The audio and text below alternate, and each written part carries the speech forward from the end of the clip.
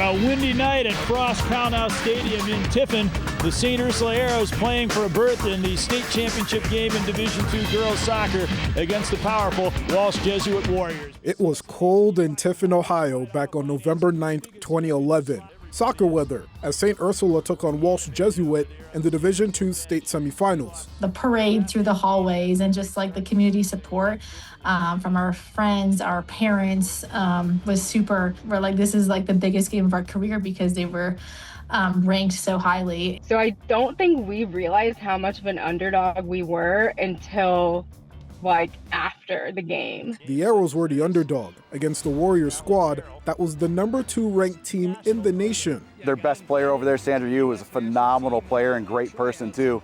She was on the cover of the ESPNW magazine prior to our game, which was insane.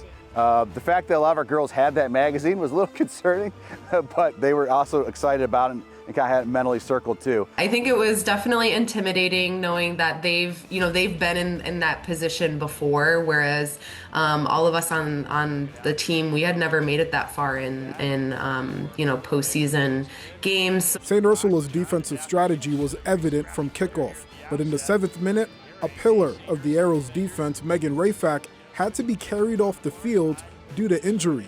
That's when Megan David, she transitioned and started playing defense. And with her back there, I mean, it was kind of her and me, and we're not, whatever we're doing, we're not letting them score. We were the underdog and we weren't qualified to beat them or win.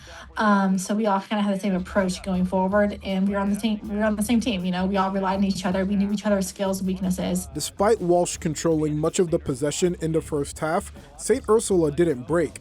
The Warriors had 12 shots to the Arrows' 1. They had 5 corner kicks. SUA had none. But the most important numbers were the zeros in the score. Megan David with, I don't know if it was a teacher voice or a mom voice. I don't know what it was, but it was, "We will not lose," or "We will do this," into her hand over and over again. It was so funny. And we just, as a coaching staff, we stepped back at halftime, let the girls deal with it, let the girls go, kind of go at each other, make sure they're in a good place. I think that's one of the biggest characteristics of all the girls is that maybe we weren't the most skilled, which we weren't. We weren't the fastest, we weren't the most athletic, but we had like giant hearts and large hearts to persevere and have like the grit and the strength to keep going together because we know how badly we wanted it. The second half was more of the same, but a potential breakthrough came early in the frame. Dynamic, and there's a shot and a goal! The offside flag is up, however. And it was correct. She was offside, to be fair, but it was a great opportunity. I think that at least held them back. They had to be honest. They had to keep numbers back at least to deal with the counter because we showed we could counter. We didn't get a goal off in the end that counted, but just with that ability, you got to play honest against us then. 80 minutes of regulation and 2 15-minute overtime periods weren't enough. That brought us to penalty kicks. I have a general rule in shootouts. Don't have your players think. You don't want to add thinking to them. Let them just stay in the moment. I had chosen not to go in the first round of PKs. I was incredibly nervous. So I took myself out of that and let some other players step in. I always remember some of my goalie coaches telling me, your job in a PK shootout is if you can just save one, that's the best you can do. So I just told myself, you have to save one of these. If all the 4 other go in, you have to rely on your team to score those goals. So that was in my head the whole time, just save one, just save one. The Arrows and Warriors alternated, making their first kicks.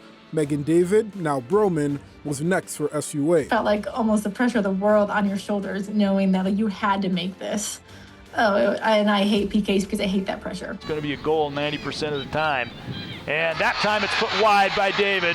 Oh, I just sunk and just dropped to the floor, and I just ran back stiff as a board, shoulders just sunk. Oh, I was just so frustrated with myself. Clutch makes and saves by both sides had the shootout score at 3-3 heading into sudden death. Sam Neff missed the first shot of the round. Haley Stovosky missed as well. But the second round is where things would change. St. Ursula's number 10, Kiley Armstrong, stepped up. The moment of walking up to that PK line, it was everything else is kind of silent. Nothing else is kind of going on in my head. All I could do was kind of stay calm and let everything that we had worked for kind of culminate in that moment. 7th round now, and she puts it in, and now the pressure is again on Walsh Jesuit. That was surreal.